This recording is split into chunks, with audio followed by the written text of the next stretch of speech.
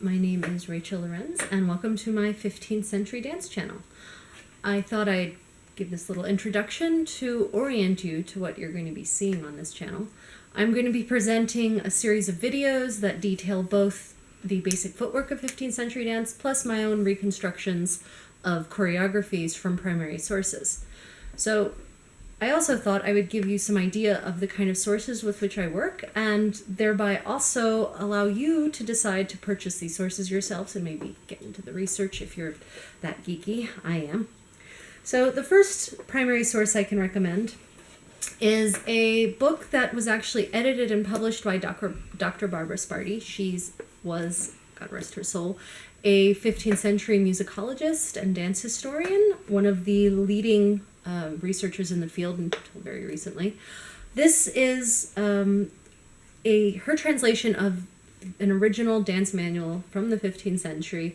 As you can see, close up here. Okay. The dance manual was written originally by Guglielmo Ebreo da Pesaro. He was a Jew living in the mid-15th century in northern Italy. He sort of traveled all over. Yes, da Pesaro, he was from there and lived there at some points in his life, but towards the end of his life, he sadly got passed around from prince to prince. Kind of rather sad way to end one's career. Anyway, Dr. Sparty published this book, and it's a very handy way to enter into the world of doing your own research and reconstruction. The first bit of the book, she presents several chapters on dancing in the 15th century in Italy. She talks about where it was danced, how it was danced, who was dancing, what they wore. She talks about dance schools, the patrons of dance, the dance masters themselves, and not terribly long. It's just enough to sort of whet your appetite, but it's very interesting nonetheless. She then discusses music in the 15th century and theory behind that, and as some of you may or may not know, there's a lot of debate about the reconstruction of historical music because the notation system wasn't exactly standardized and it was still developing in the 15th century. So she discusses the different options there. She also then goes right into the manual itself, and on one page she presents the Italian, the original Italian, her transcription of the original Italian, because of course these are manuscripts, meaning written by hand. That handwriting can sometimes be less than optimal. On the other side, she provides her translation and any notes about that translation. What's interesting to note is that her translation sometimes diverges from other people's. That's standard in any translation field. She also provides both the facsimile and her reconstruction of the music at the back of the book. So you can see how it originally looked, and then you can see her modern notation of it. So it's actually quite a handy tool. This is available on Amazon, sometimes in used form, not often in new. It tends to be more expensive in the $60 to $80 range, but you could get lucky and get it for $40. Okay. So another excellent source I highly recommend to anyone is by Dr. Smith, A. William Smith.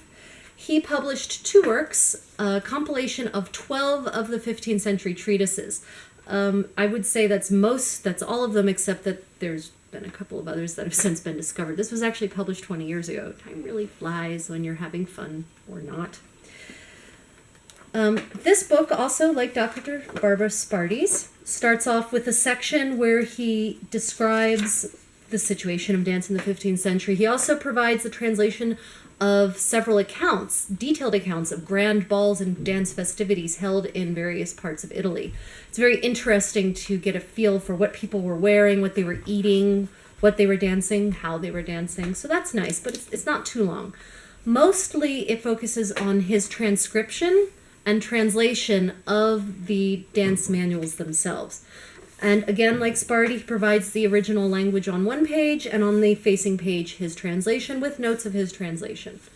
I always recommend, if you're fluent at all in Italian, that you always double check the translation because, we're human, we make mistakes.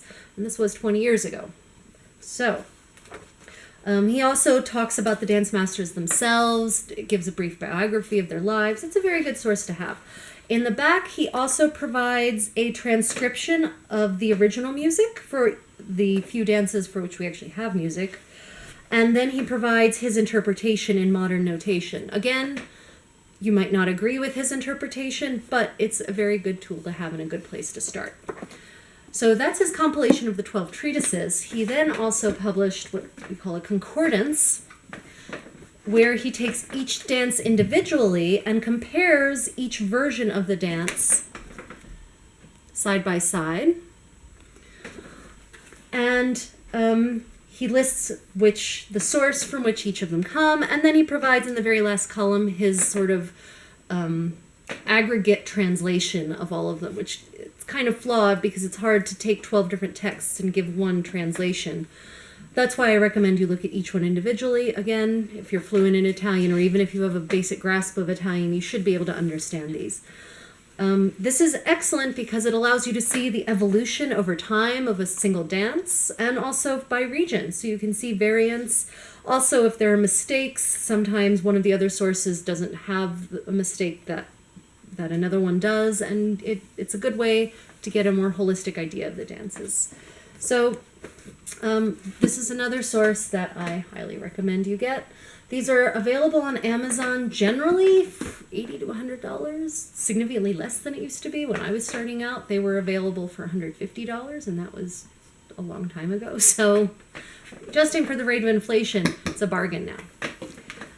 Another, I call this a semi-primary source. It is a scholarly work by another eminent, recently deceased researcher in the field of quattrocento dance, Dr. Wilson.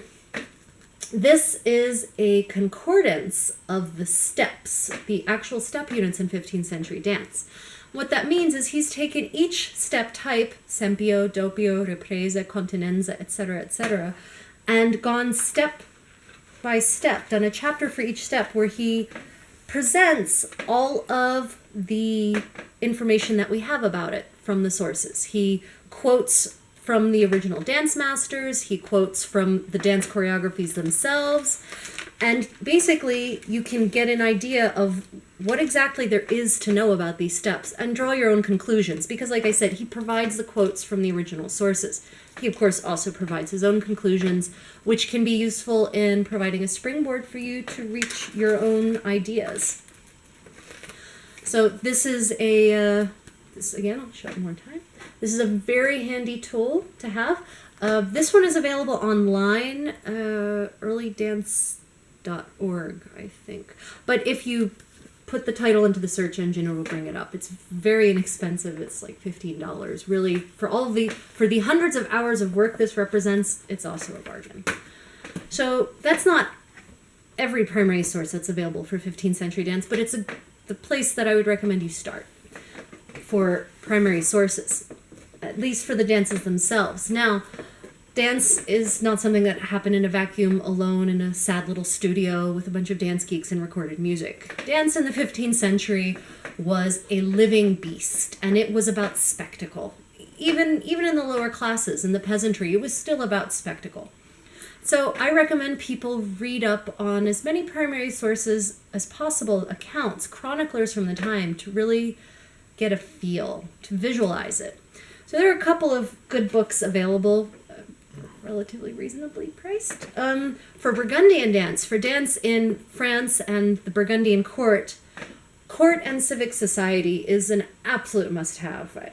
Aside from the numerous other topics it covers, it frequently talks about dancing and the spectacle that surrounded dance in the Burgundian court. So this is an excellent book to have. You also get an idea of just how backstabbing people are and how nothing really changes. But anyway, another book specific to northern Italy is very specifically Tuscany, Florence, the great city-state of Florence, is Public Life in Renaissance Florence. And if you see here, all these little pieces of paper represent a bookmark where this presents primary source accounts of how dancing happened, where it happened, who was teaching it, where it was being taught. This book is where I learned that for young ladies, they didn't necessarily go to a dance school in the 15th century. An instructor was actually hired and brought to the home, taught the ladies in the home, and generally was also a piper himself. So he was a piper, dance master, goodness knows what other things they did to earn money. Anyway, this is also where I learned that the Florentines were filing tax returns as of like the 13th century. So yeah, nothing really changes. Okay. Those are the English language sources I have on hand currently. If you speak German, this is an excellent, excellent book. Tanz, Tod und Teufel, Tanz, Tod und Teufel, Dance, Death, and the Devil. It's a book about the sort of social conflict that was arising in the 15th and 16th century, surrounding specifically dance, and how, priests were always complaining about dance being the dissolution of society, but whatever, nothing changes. So this book presents a lot of very interesting primary source excerpts that specifically describe dance. Not just courtly dance. Dance from the peasantry. There's an excellent poem in here. I don't know, it's probably more like a song actually, that describes a wedding in the country, and it talks about how the piper was absolutely drunk and couldn't carry a tune, and the dancers were blitzed as well and they couldn't keep rhythm, and the one lady danced so boisterously that she bounced out of her bodice. So this presents some very interesting aspects of dance that you might not get in the more courtly tomes that really work hard to present dance as something of a refined scientific activity. This book tells you that yes, no, not always was dance either refined nor scientific. This book, another book that's in German, but I think this one, I lie. I was about to say that this one was originally written in English and translated into German, but no. So you will need to speak, or rather read German somewhat fluently to benefit from the texts in this book. Just like Tanz, Tod und der Teufel, it presents primary source excerpts, chronicles describing dance in context. But what's really wonderful about this particular edition is that the back quarter of the book contains pictures of original depictions of dance, and also the places where dance happened. This, for example, these are Tanzhäuser, as they were called in the language of the time. These are dance halls from the 15th century that actually are still standing, and you could hypothetically rent these and have balls in them now if you lived in Germany like I've done. So this book presents lots of visual evidence that I've never seen anywhere else of dance, starting actually from depictions in the first millennium, which is very rare. So I recommend this if for no other reason than the pictures.